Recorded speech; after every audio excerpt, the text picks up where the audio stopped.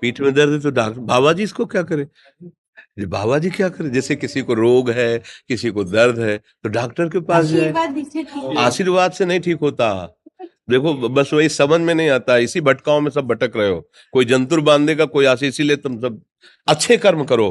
पूर्व के पूर्व कर्मों के पाप से हमें दंड मिलता है। अच्छे कर्म करो, नाम जप करो, माता पिता की सेवा करो, सद्भाव से चलो। अभी ये कर्म नष्ट हो जाएंगे, किसी से जंतुर बंधवाने की जरूरत नहीं, किसी से आशीर्वाद मांगने की जरूरत है। अब नाम जप ना करो, खाओ मुर्गा मांस, पियो शराब, करो व्यभिचार करो, तो बाबा जी आशीर्वाद दे दे तो कोई आशीर्वाद काम नहीं करेगा। दुर्गति होगी यहाँ भी और वहां भी। हमारी बात समझो। हाँ, जरूर बुरा लगता है, सत्य विषय बुरा लगता है, पर अगर बच्चा सावधान हो जाओगे तो सुखी हो जाओगे। कोई भी हो, हम किसी एक के लिए बात नहीं करते, सबके लिए करते हैं। सब भागते हैं इस बात में कि बाबा जी आशीर्वाद दे, रोग रहित हो जाओ। कभी नहीं होगा, कभी नहीं होगा। तुम्हारे आचरण ठीक होंगे तब तुम्हारा सब काम बनेगा।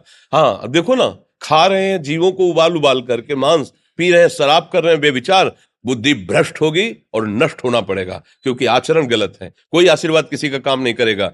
आप अच्छे आचरण करो, माता पिता की सेवा करो, परिवार की सेवा करो, समाज की सेवा करो, नाम जप करो। शरीर में कोई छोटे मोटे कष्ट आवे उनको सह जाओ, आगे चलकर आप देखो कि कैसी उन्नति होती, अच्छा होगा, मंगल होगा। इस ब्रह्म में ना रहना किसी के आशीर्वाद से कुछ हो जाता है। हम आपको पक्की बात बताते हैं कि आज बाबा के यहाँ गए थे यार, पीठ में दर्द कम हो गया। ये तुम्हारा पुण्य लग गया, पुण्य बन गया, तुम्हारा कर्म। तुम आए ना यहाँ, तो जो जो पाग आगे धरे कोटिन यज्ञ समान, साधु दर्शन के लिए भाव से आए तो तुम्हारा वो रोग नष्ट होगा, तुम्हारे कर्म से नष्ट हुआ। तुम सत्कर्म किए ना, उससे कर नष्ट हुआ। बात समझो बच्चा, आप हमारे घर के हो सब।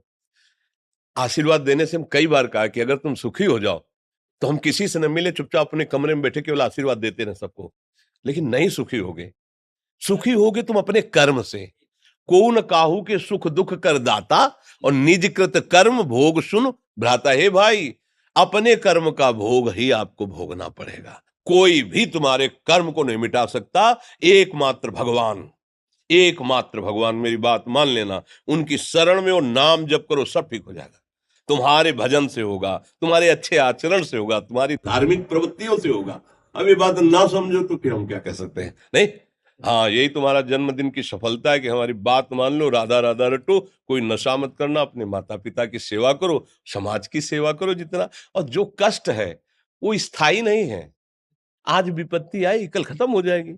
अभी दिन है, फिर रात आ जाएगा, रात है तो दिन आ जाएगा। ये क्रम चलता रहता है, हमें निराश नहीं होना।